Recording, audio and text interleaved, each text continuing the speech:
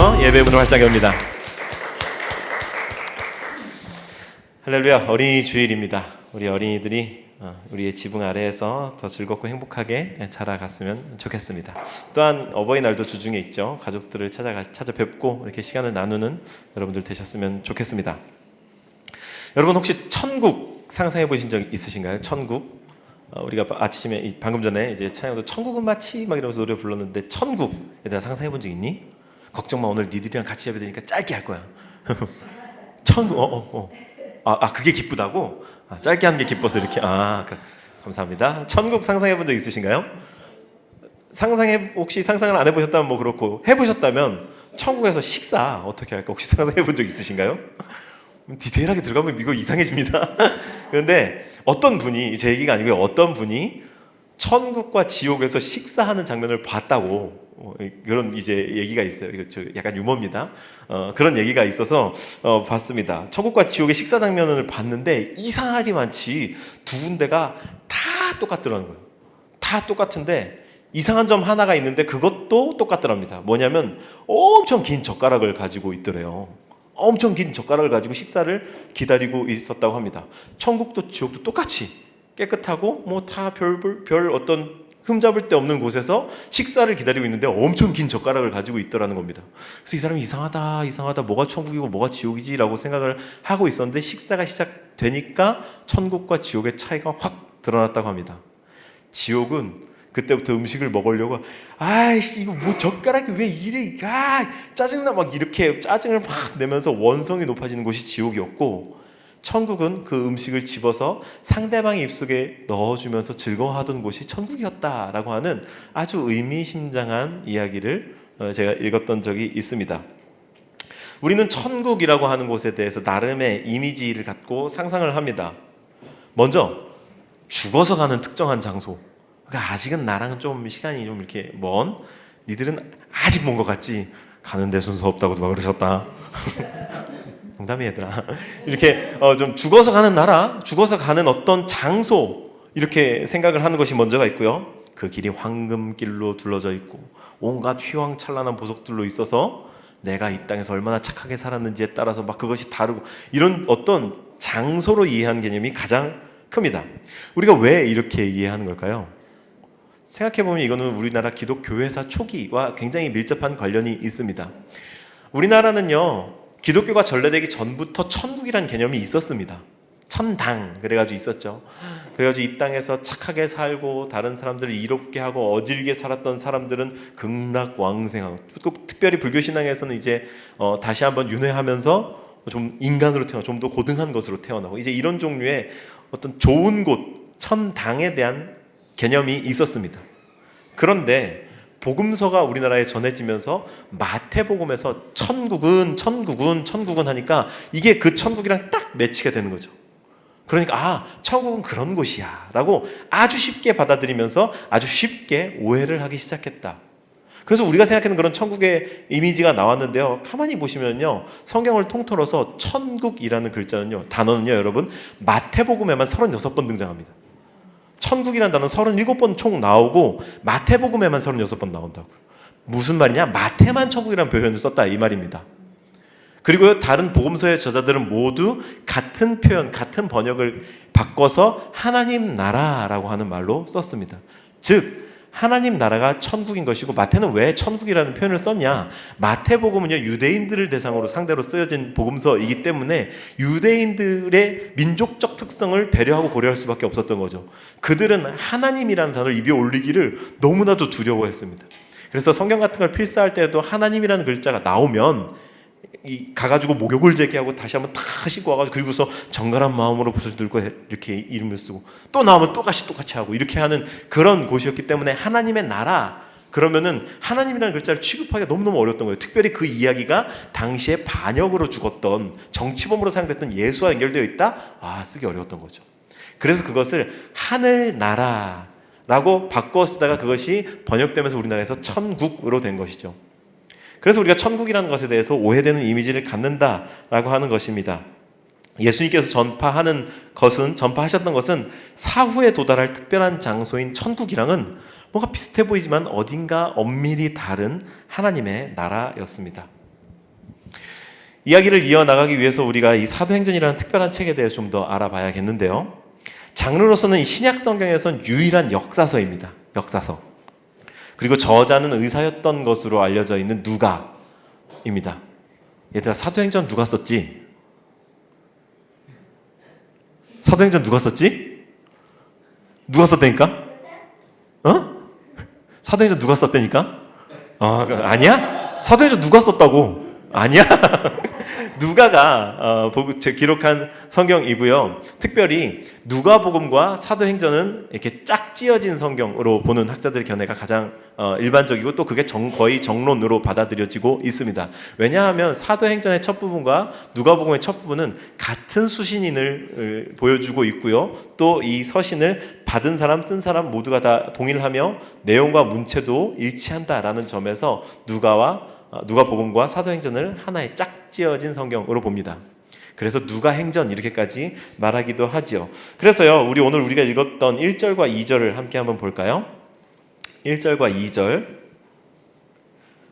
오늘 이게 개역 성경으로 준비되어 있으니까요. 우리가 합독 한번 하고 제가 이 세번역 성경으로 한번 읽어드리고 그렇게 하겠습니다. 시작. 데오빌로, 내가 먼저 쓴 글에는 무릇 예수께서 행하시며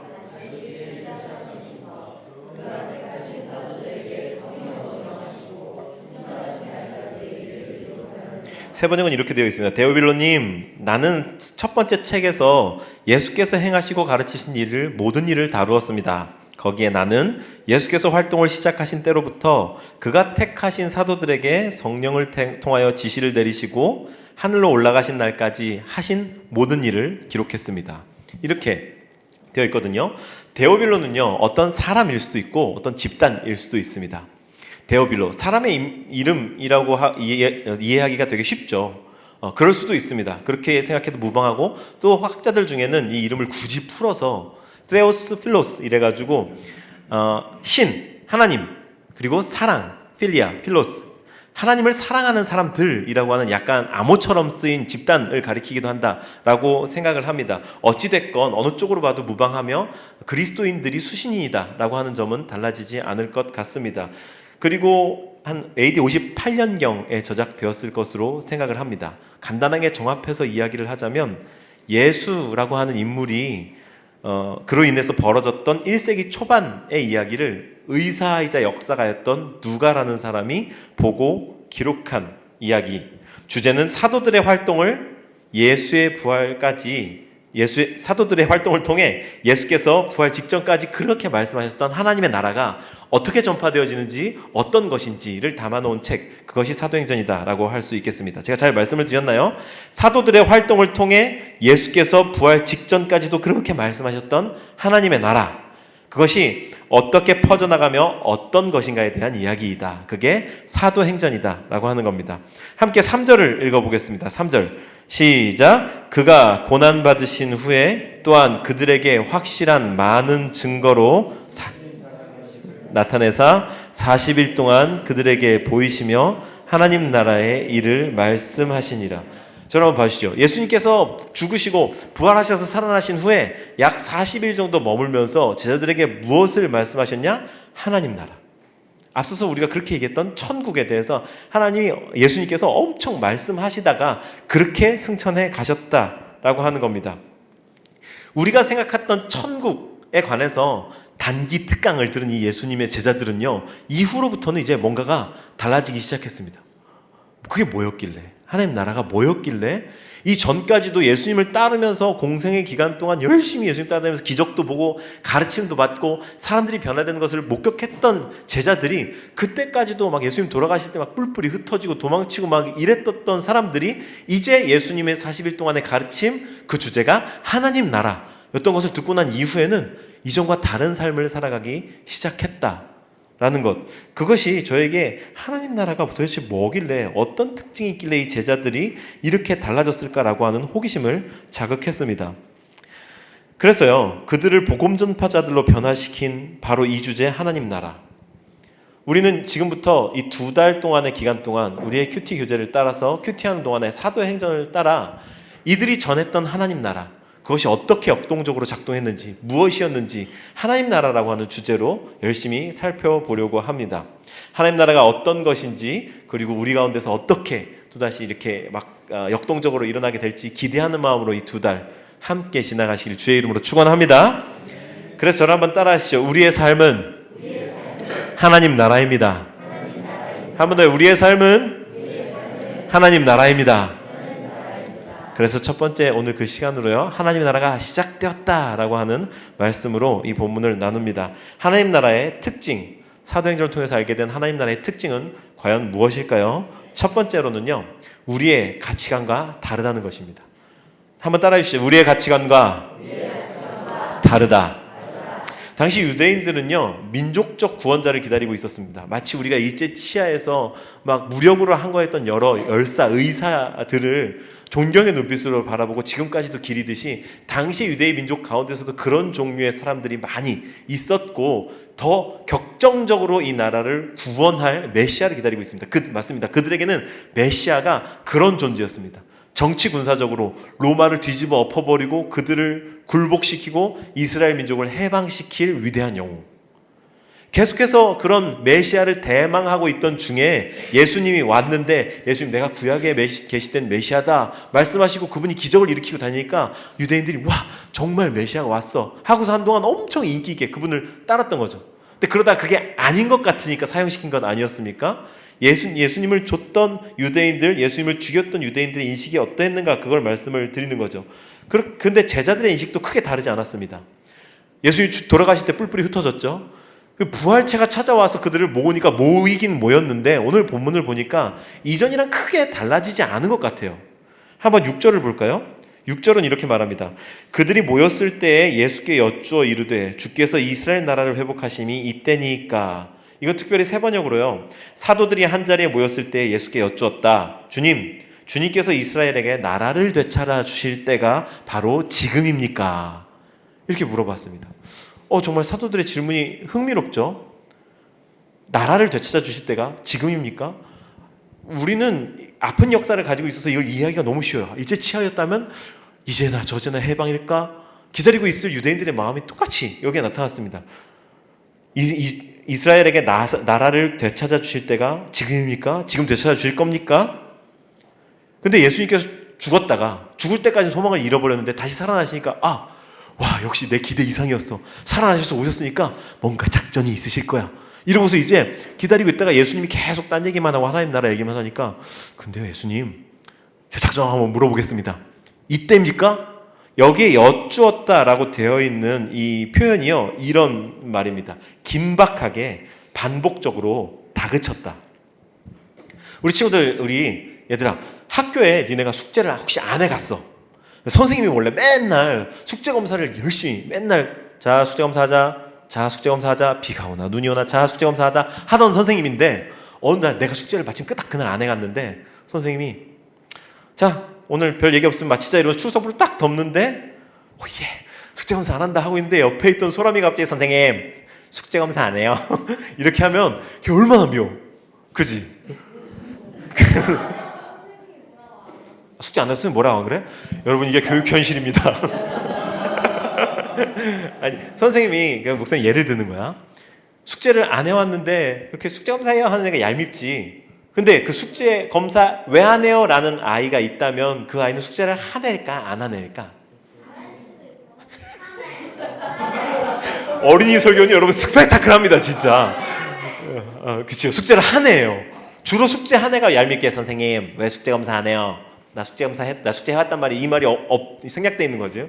그래, 지금 지금 베드로와 제자들은 이런 상태인 겁니다. 예수님, 언제 이스라엘 나라를 지금 긴박하고 반복적으로 언제 이스라엘을 회복하실 겁니까? 나라 되찾아 주실 겁니까? 지금입니까? 난 준비가 됐다고요. 나는 지금 이스라엘 나라가 확 일어나면 나는 한 자리 차지할 거고, 지금 예수님 뒤에 얼마나 열심히 쫓아왔습니까? 내가 3번 부인했지만 그래도 예수님 제자라고요.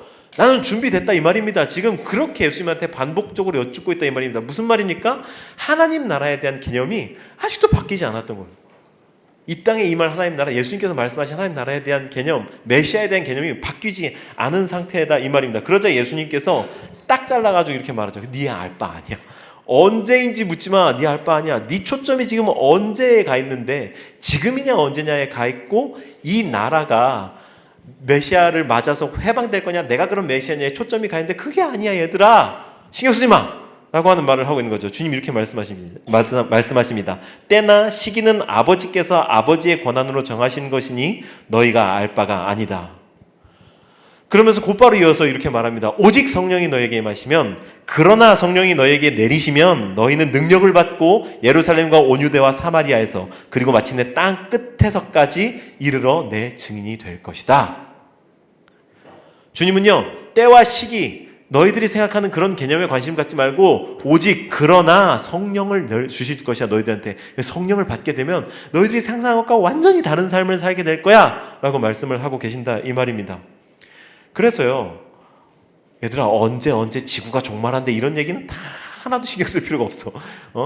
예수님께서 이 땅에 다시 오신다, 이 땅에 오셔서 완전한 통치가 이루어진다, 그건 아무도 몰라 언젠지. 그런 얘기 하는 사람 있으면 목사님한테 신고해 주세요. 경찰에 신고해도 괜찮아요? 네, 고맙습니다. 우리는 예수님께서 다시 오겠다라고 말씀하시면 그게 언제지에 관심을 갖는, 그럴 수밖에 없는 사람들이다. 왜? 때와 시간, 지금을 살아가고 있는, 시공간에 갇혀있는 이 3차원 안에 갇혀있는 사람들이기 때문에요. 그런데 주님께서는요, 우리의 관심을 바꿔주고 계십니다. 오직 성령이 너에게 임하시면, 그러나 성령이 너에게 내리시면, 할렐루야, 여기로 관심의 초점을 옮길 수 있는 저 여러분들 되시길 주의 이름으로 축원합니다. 우리는 언제 예수님이 오실까, 거기에 관심을 갖는 이유에 대해서도 관심을 가져야 됩니다. 왜 예수님이 언제 오시지에 관심을 갖죠? 그것은 구원받은 이제 예수님이 오셔도 괜찮은 베드로 같은 그런 나와 빨리 오셔서 이 세상을 통치해 주셨으면 하는 예수님, 이 단 둘만이 있는 자기중심성 때문입니다. 자기중심성, 제가 여러 번 말씀드렸었죠. 뭡니까? 이게 죄의 개념입니다. 우리는 죄로 물들어져 있는 사람이기 때문에, 인간이기 때문에 거기에만 관심이 가는 겁니다. 예수님 언제 오시지? 하지만 우리의 관심은 성령, 우리에게 임하실 성령, 예수님께서 보내실 성령, 그리고 그로 인해서 부어실 능력, 그로 인해서 살아가게 될 우리의 삶에 있어야 할 줄 믿습니다. 두 번째로 하나님 나라의 특징은요, 일상에 임한다는 것입니다. 한번 따라해 주시죠. 일상에 임한다. 한번 8절을 보시겠습니까? 8절, 이번엔 한 목소리로 읽어주실까요? 시작. 오직 성령이 너희에게 임하시면,